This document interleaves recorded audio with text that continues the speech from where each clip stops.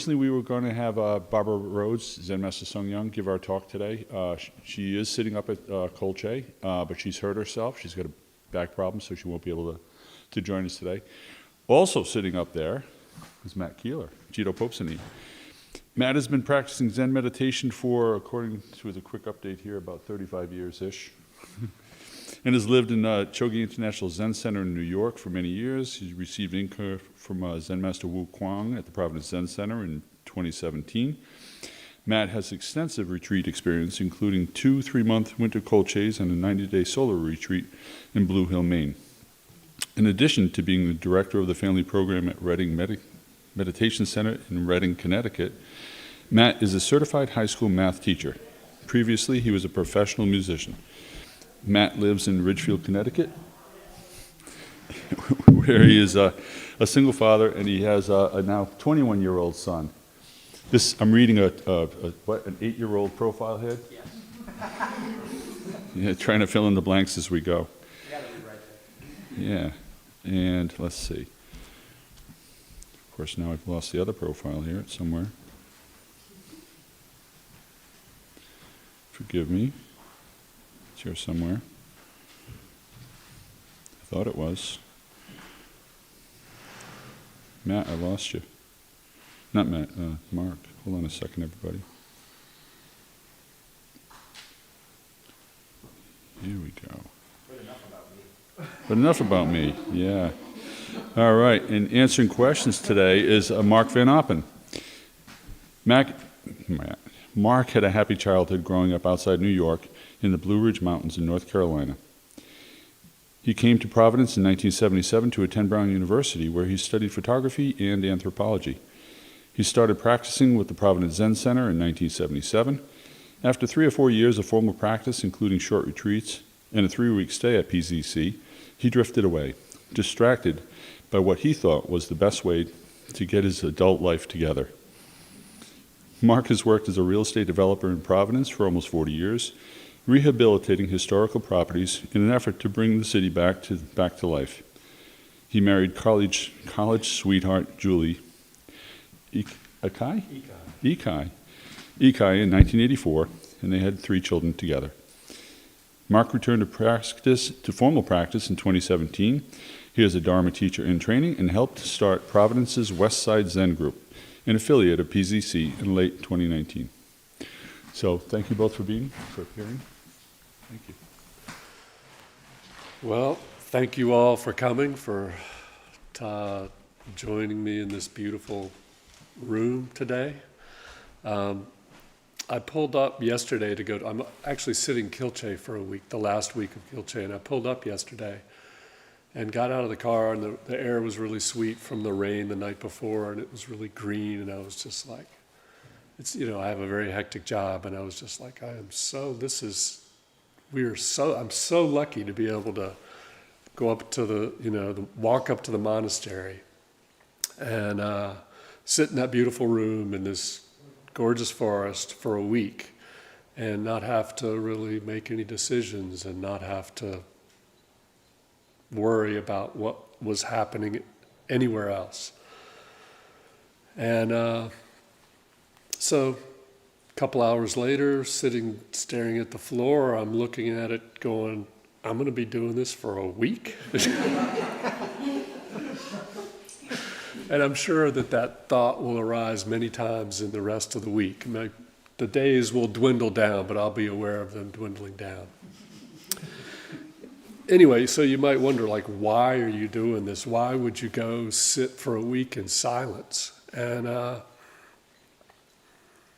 before I get into that, I wanted the reason for bringing that up is to thank everybody who works to keep this place together.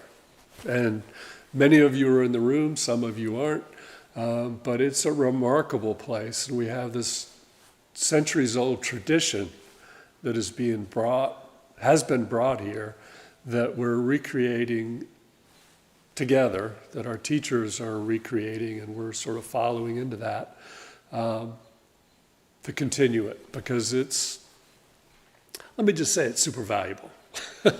So it's like show, don't tell. But anyway, the sitting, you know, I talked a couple of weeks ago or a couple months ago about bowing, and then a couple of weeks ago about chanting. And I sort of originally got started thinking of bowing, chanting, sitting as formal practice. You know, 3 legs of formal practice. There's much more to that, to formal practice, which a retreat is 1 long week of formal practice, one particular form. But I wanted to follow about sitting because although it's a misconception that many beginners have that Zen is all about meditation, all about sitting. And I do want people to pay a lot of attention to bowing and chanting.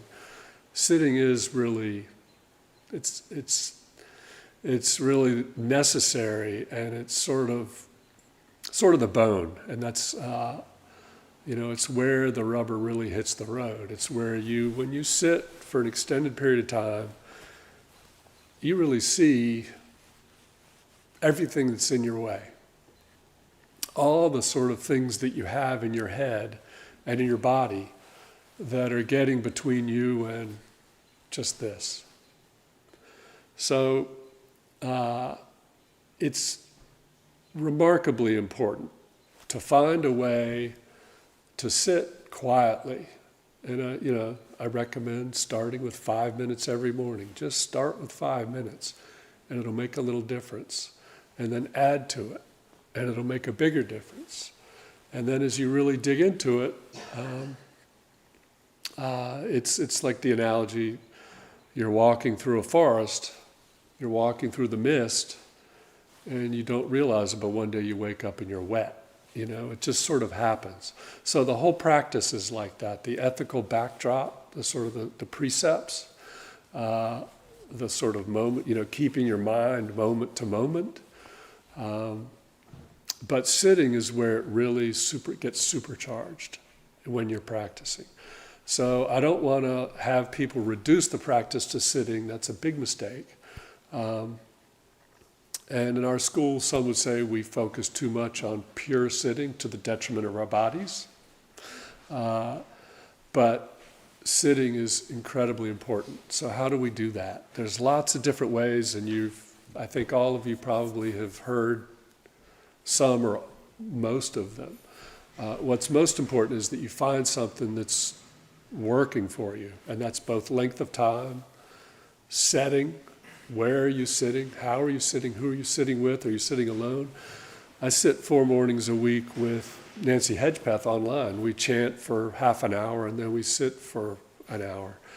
And it's hugely helpful. It's a consistent, I'd call it substantial practice. I mean, it changes your day. When you sit like that, when you start your day with an hour and a half of, call it meditation, even though it's chanting, and then you finish it with a little parable, a little reading, a little reminder, it changes your day. So you can feel the wet. It's like, okay, you go out in the day and you're not as reactive, you're more attentive. You're just tuning into what people need, what is happening around you, and you're able to be much more productive, and I don't want to sound like productive as in a factory, but a much more positive, productive force in your life. So we make these decisions about ourselves. Someone mentioned this to me yesterday. And every decision has a consequence because of the actions that follow. And you can make a good decision, or you can make a bad decision. So, and every decision has the consequences, like throwing a pebble in a pond. You throw a pebble in a pond and it creates energy that dissipates as it gets further from you, but right around you, it's a splash.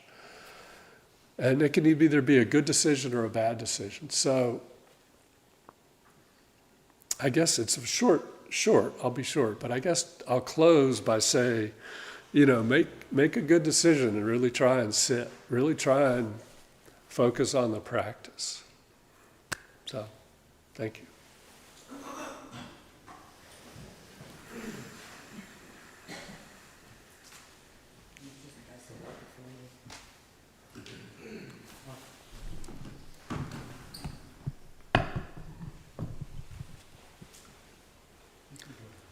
I didn't want to come here. I didn't want to come to Kyolche. And 2 weeks ago in Cambridge, when I led a retreat there, I said the same thing before I started talking. And, but I've never been on a retreat when I didn't have, at the end, I was very thankful that I had done some kind of concentrated practice.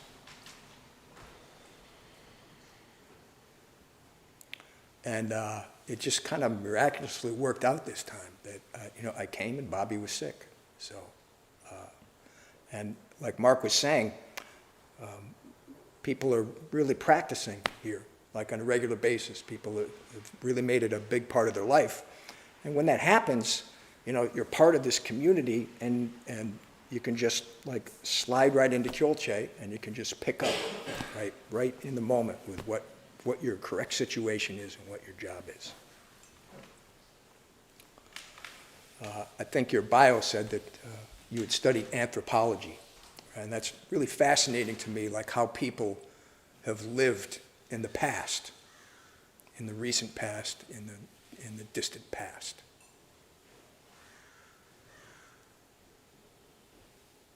Essentially, the problem that we face now is the same problem that people have been struggling with for God knows how long, millennia.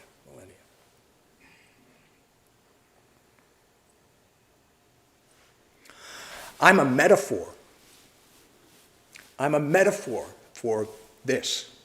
And my mind is constantly daydreaming, creating something in the future, recreating some situation in the past. And it's not actually what's real. And if I'm not aware of it, then I have to act out of it in some way.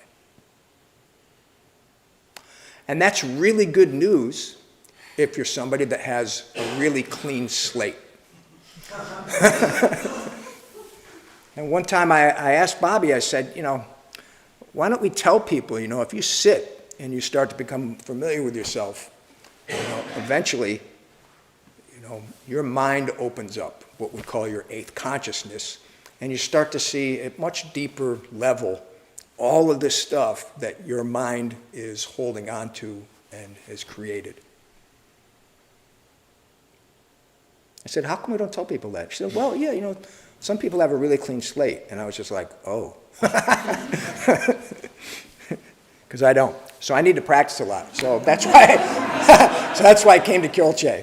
And it never changes, Oh, there's so many things to do around the house. It's like, got all my instruments set up. I usually work a 10-hour day, and it's like, I've got time, I can do all this stuff. I should stay. No, maybe I shouldn't go, But then this is my way, so this is what I do. July is retreat month, so I came. So what do you guys want to talk about?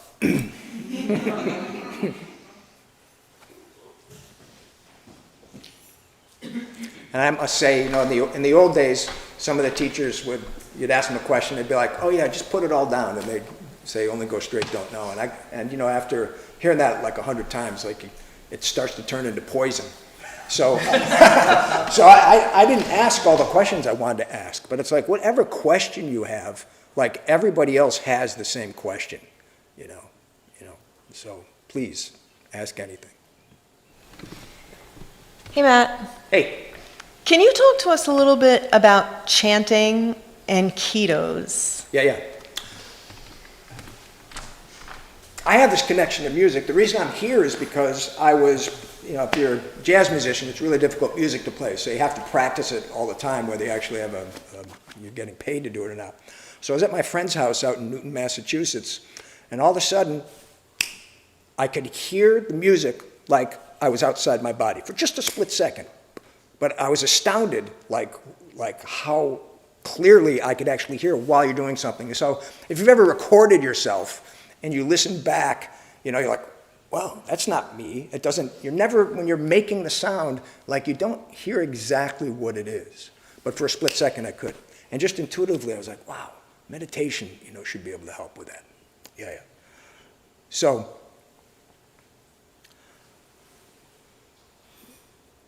I always thought I was a good listener. I was like a good percussionist in the back, and they're always like, oh, the drummers are too loud. If you're a good percussionist, you're always hearing everything, and you're listening and not playing too loud stuff. But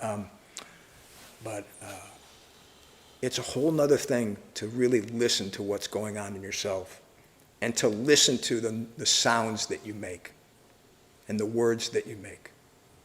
Like Mark was saying, everything you do and say has some kind of effect on somebody in some way.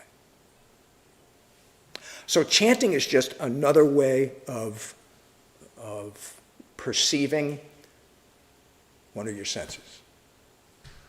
And we don't put particular energy into the actual meaning of the chant, although it's important to know what the chants mean.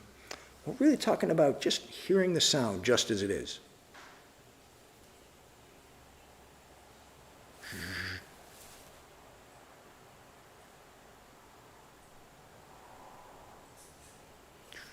You hear people rustling in the room. So with chanting, you just come back to making the sound. And it's really helpful if you memorize the chants, but you don't have to.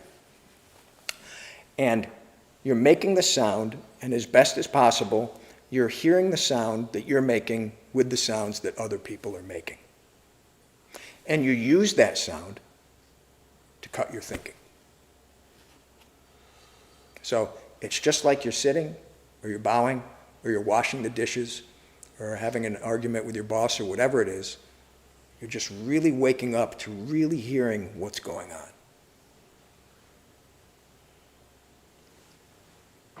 And something happens if you do like some concentrated chanting, when you're just listening. Like all of a sudden, you could be in this place where there's all this sound happening around you. You're not trying, the sound is just there. So many less birds than there used to be, it seems like.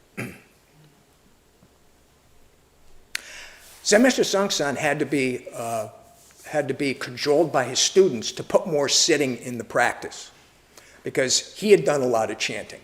And in Korea, bowing is a practice that people will do a lot. In most Japanese styles, my understanding is usually sitting is something that's really concentrated on. But Zen Master Sangsan's first students actually had to convince him to put more sitting in. So any time that you do an action, 100%, with your mind and your body, then whoosh, you're here.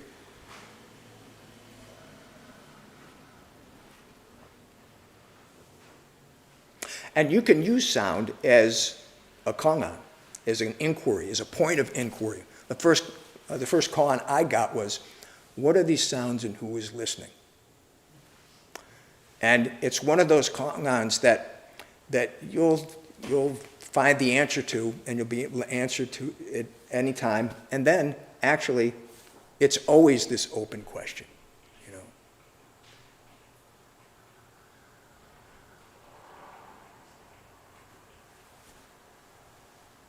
What are these sounds? Who is listening? Who is listening?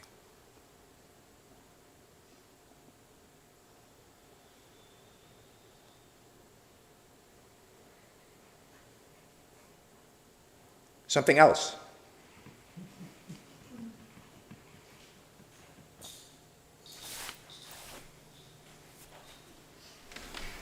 Hi. Hi. I am brand new to this community. This morning? Wednesday. Wednesday.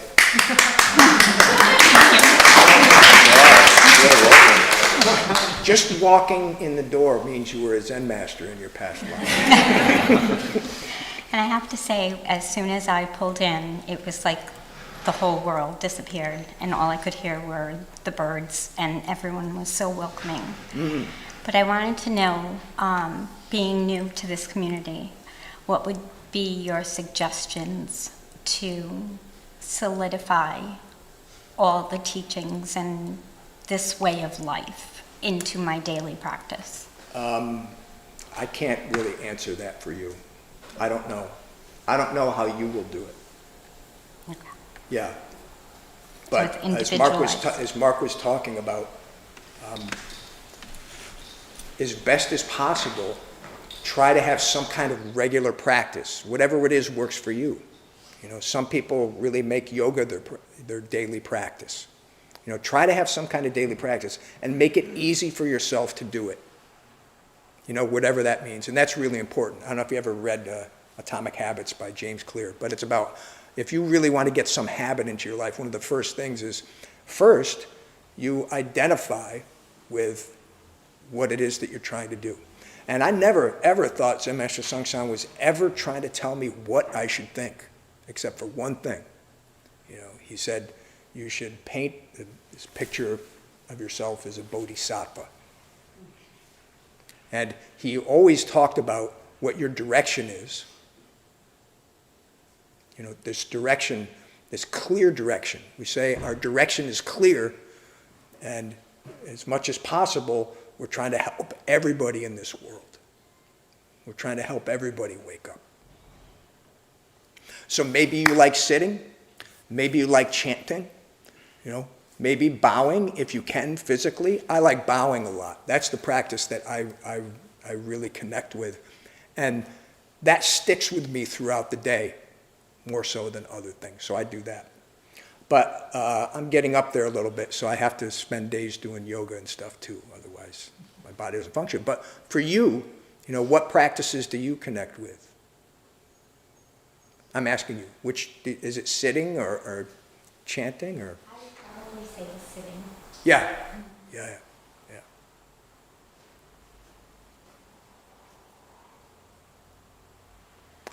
And I know for me, when I sit, I do everything in my power to not make parts of my body hurt. So I recommend that. I didn't do that for years. And I'd come to Kyolche and I'd bow a lot and I'd sit strong and I'd get all this energy. So I just keep adding things onto it.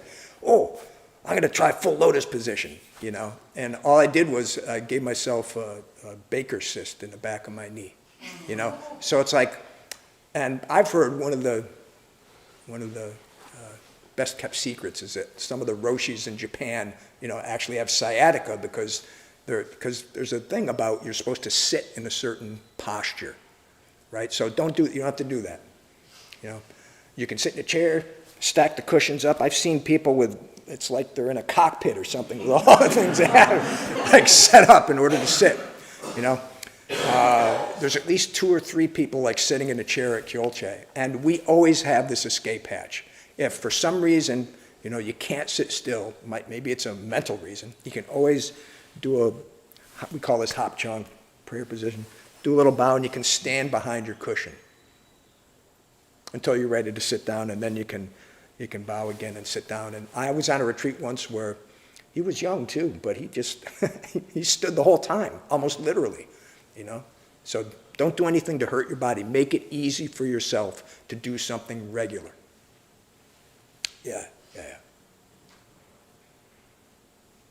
So just coming here today, walking through the door, you already have this seed of this archetype, right, that appears in all like religious traditions, you know, oftentimes in female form, but Kwanzaa Bosal appears in different genders in different countries, sometimes with no gender. You know, so this idea of compassion for everybody, you know, you can start to realize that actuality, you know, and easier said than done, but but that's important, right? So you already have that mind, right? So try to make it easy on yourself. Convince the people in your family that it's something really important for you to do, and you know, set yourself up so you can practice some way. Then the teachings you'll start to see what the teachings, all the words point to. Yeah, so Zen Master Sung said, you need 3 things to practice. And one is this great faith, one is great courage, and one is great questioning.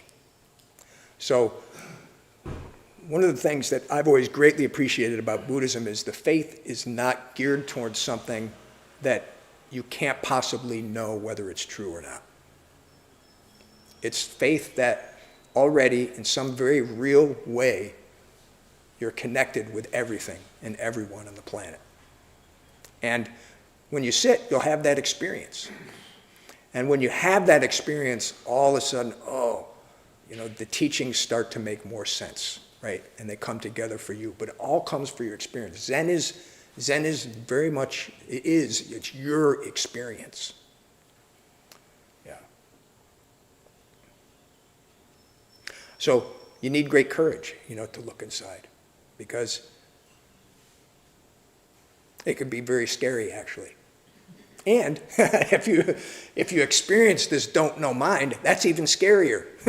You know, it's fear of the unknown. You know, and so you're starting to become comfortable with the ambiguity of life.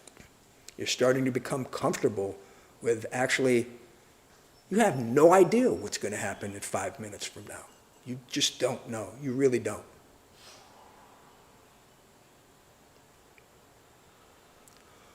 But when your mind is clear, your mind is ready. It's ready. It has agency and energy to do things.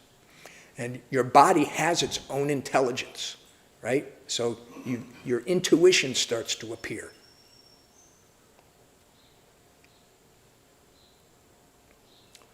And then you can do some kind of correct action for whatever situation that you're in. Yeah. But yeah, so it takes courage to sit and really look at yourself. You know, it takes a lot of courage.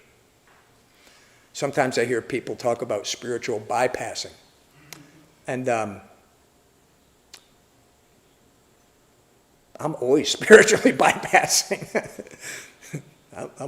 You know, and then, oh, my mind clears up, and then I see, you know, what's there in my mind. That's like, it's kind of like the human talent, you know, to be able to deal with this insane suffering world, to like, you know, whatever it is that you're thinking about it or you hold on to about it, you know, to you know, people like stuff it down so that they can survive, you know. So if you sit on a regular basis, whatever it is that you're spiritually bypassing will come up, and you'll see it.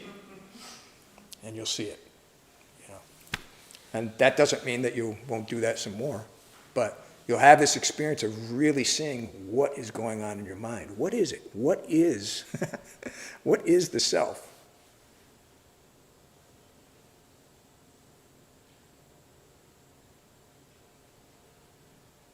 What is it? Right, if I wanted to, I could take Juanil's lovely cart there, you know, and I could like push it across the floor. I could paint it green. I could hit it with a sledgehammer. There's something real, you know. What does this word I stand for? It must stand for something, right? A word is a symbol that points at something, right? That's a microphone. What's this in French? I don't know. I should know. Or Korean, I don't know. They're words, they point at something. What is this I?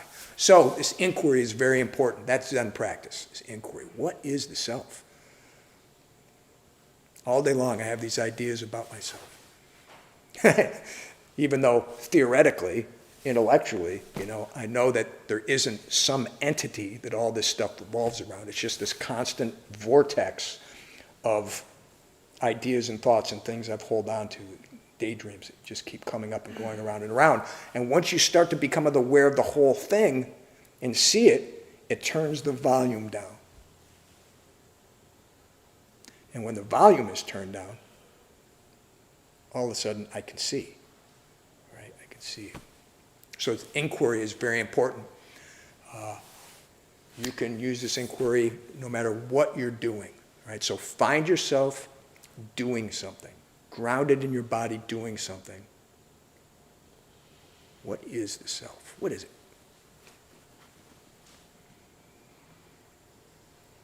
If you let me, I will just sit here. If you all left, I could still be here talking for hours and hours. So please stop me from doing that. I have a question. Yes. Hi, Matt. Well, just two thoughts that came to mind.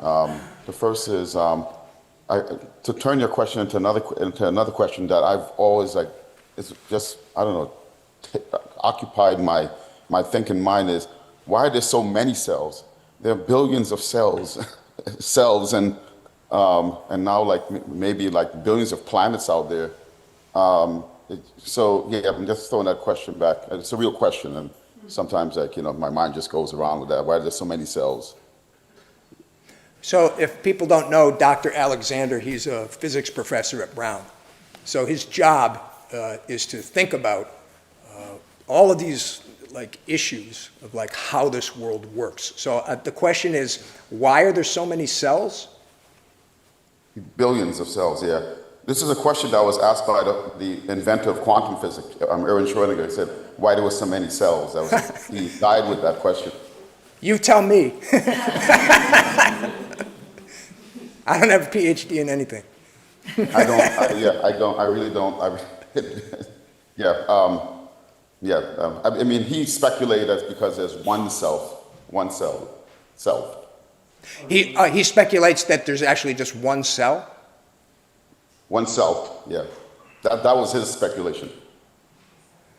And self, you said, with an F, self? Yeah. Yeah. I love it when science just starts to sound like Zen. My son is, I think I told you before, my son is doing engineering, and he was taking quantum mechanics. So I bought quantum mechanics for dummies. and I got through and I math tutor, and I've done a little science tutoring stuff, but the whole thing is just oh, that's Buddhism. Oh, that's Buddhism. Oh, that's Buddhism too.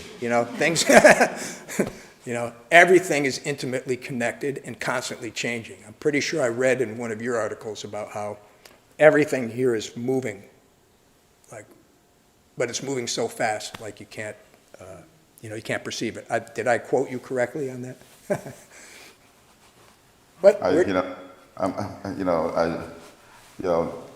All I can say is just thank you so much. So this idea of, one in the body of Christ, everything becoming one, you see this idea all over the place. This archetype idea that everything is connected. And when you have the experience, it means something different than the philosophy. You can take those words and you can use different shades of meanings to mean different things.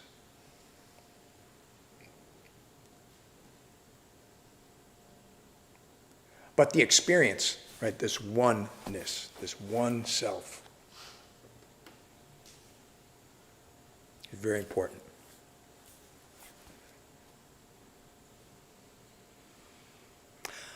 I think I read somewhere that quantum mechanics is going to prove that reincarnation is true.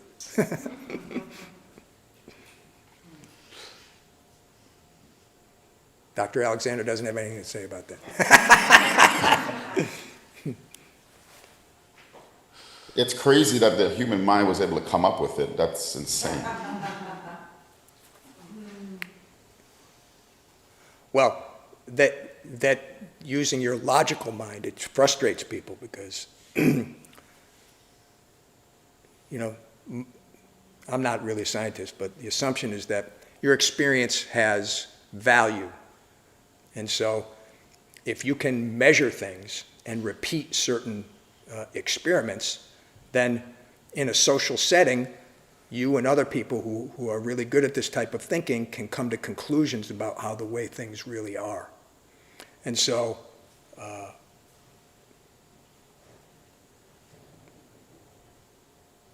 realizing scientifically that you actually change things when you're looking at it.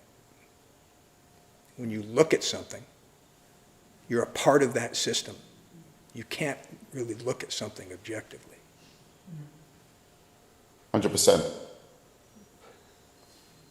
So, what is a thought? You know, is a thought like, I guess it's an electrical impulse or something?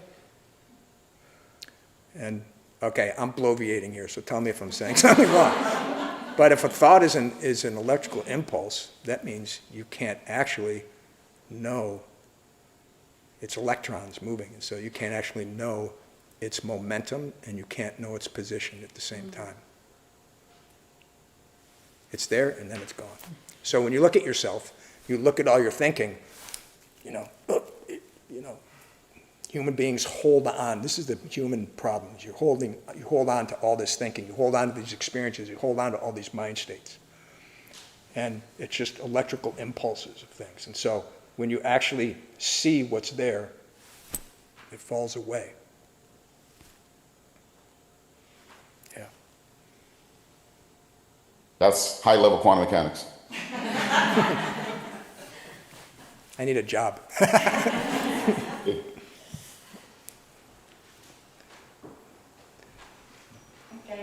Question about what you were saying earlier. So, like that idea that you should just kind of do what comes more naturally to you makes a lot of sense to me. But I've also heard this idea that, well, you need to put down your likes and your dislikes. So for me, like, I really like the Great Dharani, but the homage to the Three Jewels, I just can't stand it. I really can't. I don't know why. I love the Homage to Three Jewels. I'm Yeah, right. I mean, You're wrong. people do. I don't know. I can't explain it. So, you know, what does that mean? Should I just chant the Great Dharani and forget about the, or like, yeah, but what is that balance? I like what Thich Nhat Hanh said. So, you know, putting down your likes and dislikes doesn't mean that you won't have likes and dislikes. You know, putting down your attachment to a pleasurable feeling or an unpleasurable feeling doesn't mean that you won't still have those things. That's what, you know, that's part of being a human being. So there's a difference in finding or trying to find some kind of satisfaction in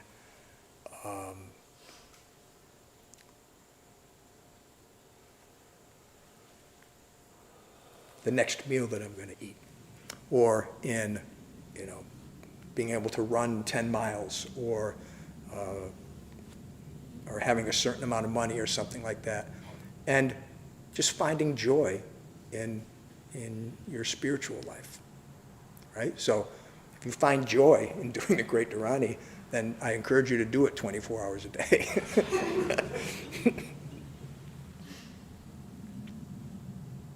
And then, as you practice, more and more, you'll start to see your opinions. I love my opinions. I love my thinking. Even though it's caused me all kinds of problems and sorrow. And just give me a second here. I was in Cambridge doing a retreat back in February, and it's like, it's an amazing situation there. There's 30 young people practicing really hard, and it's a nice community. There's like 10 people who are like almost 5-star Michelin chefs. There's like great food, all this stuff. And I'm walking around this apartment that they have me in, and all of these little opinions, oh, this is like this, that's like that, this is over here, all this stuff, just causing, like, who cares? And it's just causing like this, you know, this anxiety. And you see that mind in yourself, and when you see it, you can let it go. Right? So whatever practice that you have some kind of affinity for, you know, having some kind of aspiration to practice, you know, you'll get a good feeling from practice. You can do that. Mark was talking about the value of practice. You know, if you find the value of practice, if you see how you can rest your mind, even just turn the volume down a little bit. If I sit for 10 minutes, I can turn the volume down. I'll just hear something. I'll just see what's there. You know, my mind will clear.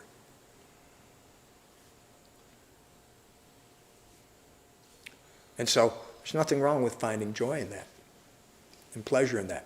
It's just that that's going to change. And you start to get this, this overview of how things are always changing like that, all the time. And eventually you gain some kind of stability grounded in your body.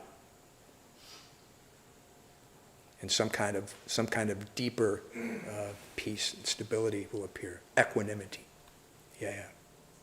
So have at it. Do the practice that you love and like it as much as you want. And then eventually you'll see this part of your mind that's always, that's a pleasurable feeling. I like that. I was sitting at Kyolche when all of a sudden I just was seeing everything that I thought about. All my thoughts was, I want something. I want something to be different. Right? That's the human disease. You always want something to be different than it is. I'm going to go sit at Kyolche. This is great. I don't have to work. Like Mark said, I don't have to do and make any decisions. Matt, can you teach? Oh, okay.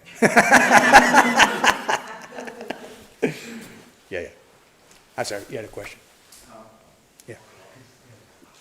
You can shout it out if you want. No, people online. You have to do it so people online can. Sure.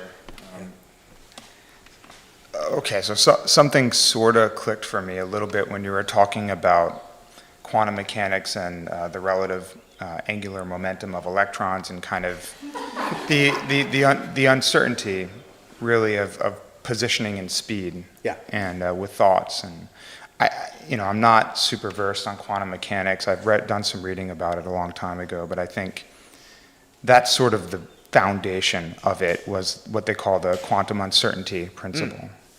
And I think one of those guys like Heisenberg or that was sort of the what Einstein called spooky behavior, the stuff that you can't get that total accuracy. And I thought that was interesting because I'm skipping a bunch of steps in quantum mechanics to kind of jump from quantum uncertainty to this idea that everything exists as relationships.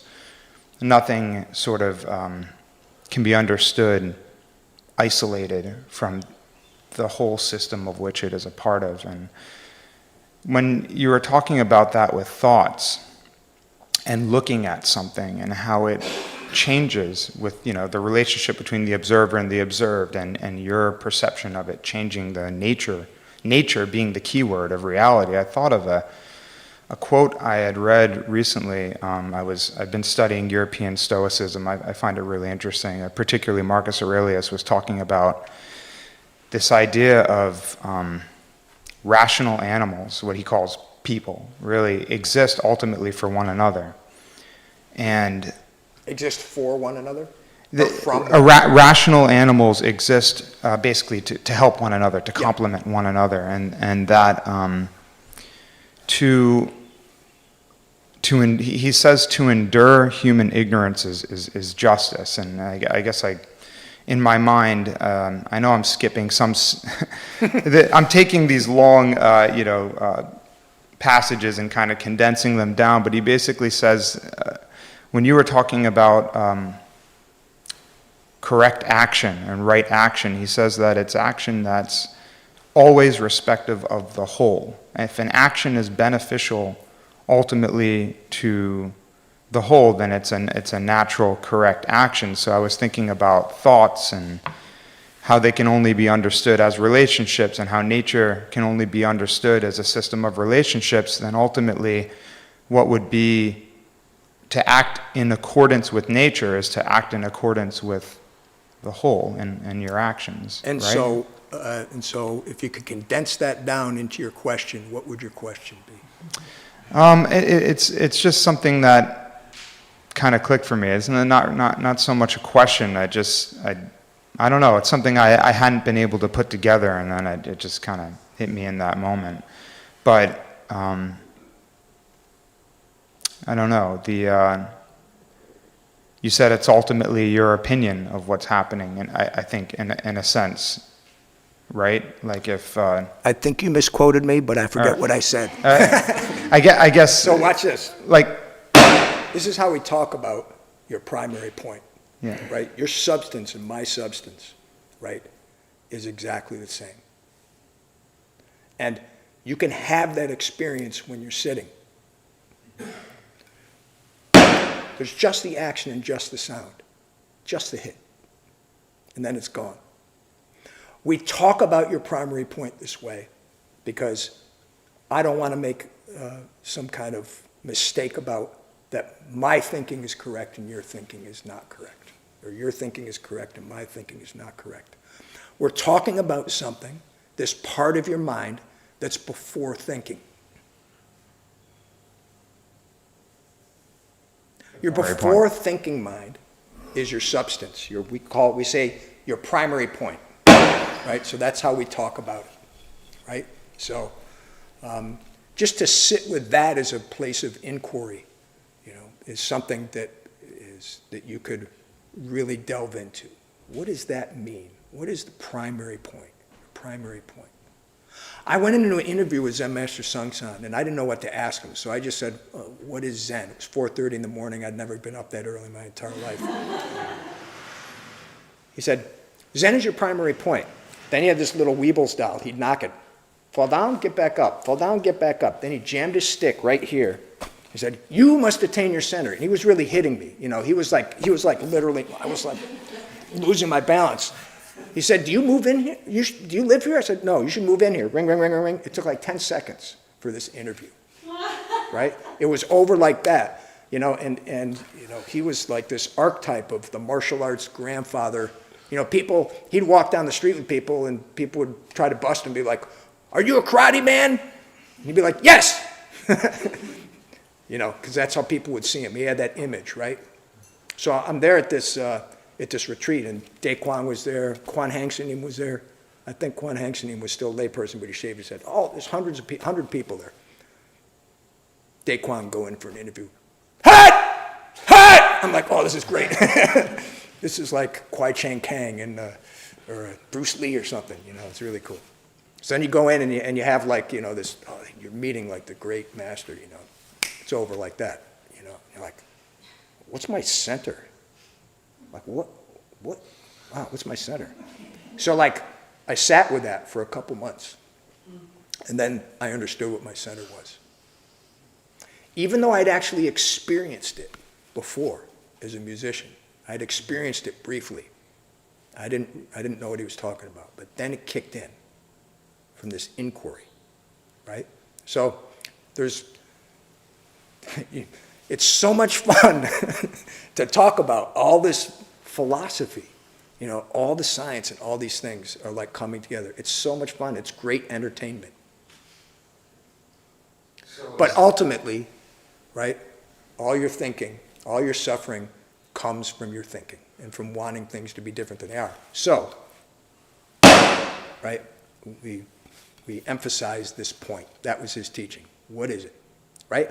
When your mind is clear, right, if you keep practicing, you find your center, very strongly find your center, right? It's like a car with good shock absorbers, right? So, life happens and, pick your poison or pick your situation in life, that's suffering. You have good shock absorbers. So, just a little bit of a bump and then you come back to zero, right? Your mind is clear.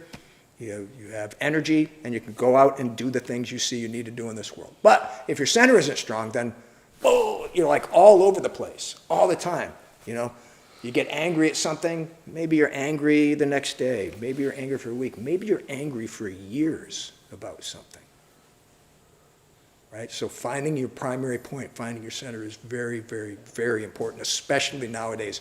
I don't know what people do who don't have some kind of practice like this, regardless of what your tradition is, but some way of looking inside and realizing, what this true self is, what your center is. When your mind is clear, it's like a mirror. It just reflects everything that comes in front of it. So your shirt is blue. Your casa is red, kind of. Yeah. Then, whatever situation happens, right? Well, when you're hungry, just eat. When you're tired, sleep. If somebody else is hungry, then what? If somebody else is hungry, what do you do? Yeah, you give them food. So the center is don't know mind and primary point are the same. Nope. Nope. You're going to experience it though, and when you experience, then you'll come tell me. Yeah, if you want to experience, if you really want to delve into it, then I suggest that you come here to the Providence Zen Center and ask Kwan Hangsanim. Zen Master, I'm going to say his name wrong, Zen Master Jose. You know, the beauty of our school that's really wonderful is that, you know, there's so many different teachers. We've really flattened the hierarchy, right? So if you don't connect with somebody for whatever reason, right, there's like 20, 30, 40 other teachers, right? You can go to, and I suggest that you go and have interviews with as many people as you possibly can. They might say the same thing a lot of times, but somebody will say that thing in some way or something, and all of a sudden, oh, that's my center. Yeah. We're out of time. Thank you very much for your talks. And before I do an announcement, I'm going to ask to take a picture. So remind me to do that if I forget, because I'm really focusing on the present moment here. One thing that I wanted to say, Mark mentioned that you can, that he meditates every morning with Nancy Hedgepeth, who is one of the teachers. So if it's hard for you to practice by yourself at home, you can go to the Quantum School of Zen website, and you'll find live stream meditation. And basically, there's like any time zone, any time you can find a Zoom meeting where you can log in and practice with other people.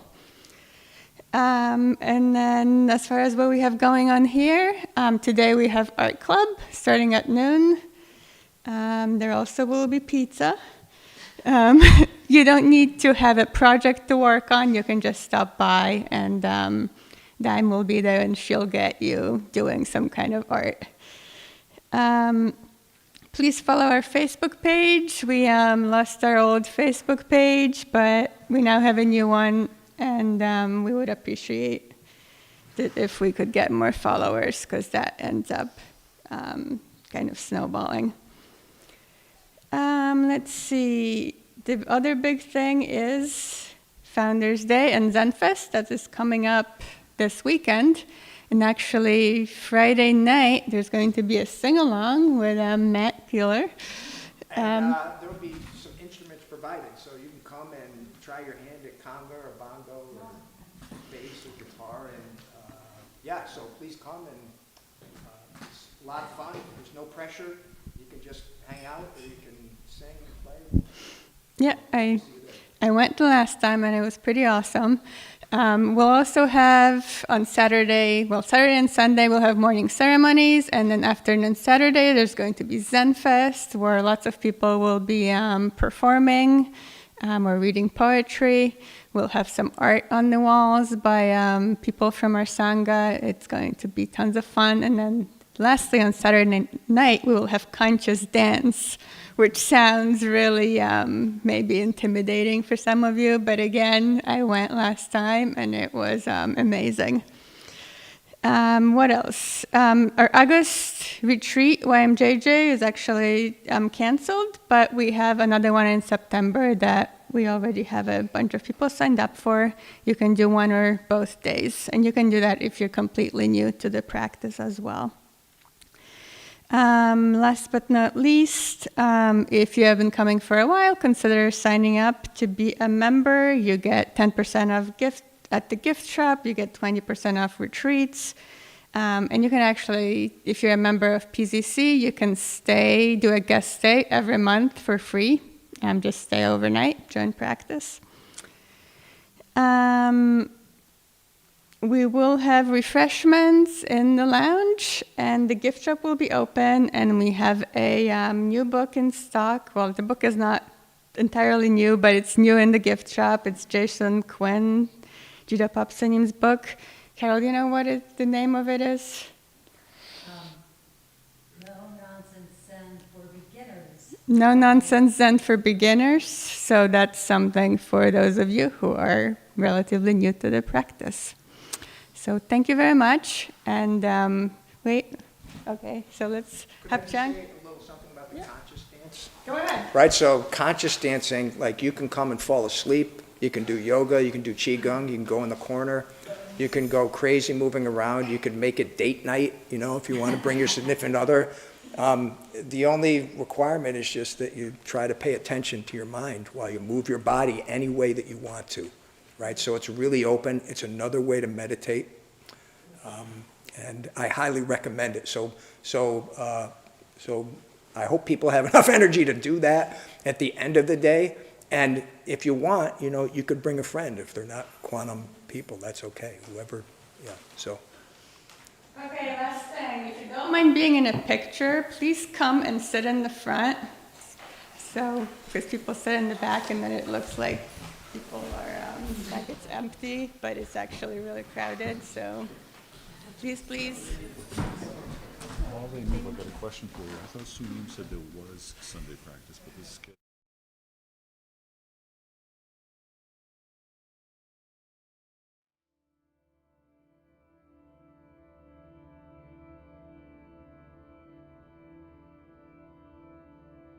Precept ceremony instead of Sunday practice, and everyone is welcome to that.